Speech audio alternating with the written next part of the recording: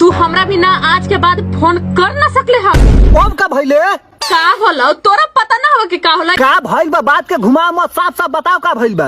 आज के बाद छूटा छूटी छुट्टा छुट्टी एकरा मतलब रे छूटा छूट के मतलब तू समझतो ना। हाँ ना अब हम तोरा पर ना रहबू। अब तोरा दूसर मिलता हुआ ना मिली था ना तो हमरो मिलता है का समझ लो। अरे हमारा के कहा ये दूसर मिलत भाई हम तो दिन भर ये कामे करे में फंसा रहता नहीं हम कहां दूसर फंसावत रे। चंदनवा कहत हल तू ना कि ये भाभी भैया दूध को कंपनिया में माल रख ले हा तू। अरे तू भौजाई लगबी तोरा से मजाक करत हई झूठ बोलत रहल रे। तू झूठ बोले चलतीन उ सच बोले चलतीन। जब तोरा यही करे लगी हलवा तो हमरा से काहे ला बियाह कैले हला काहे लगी कैले।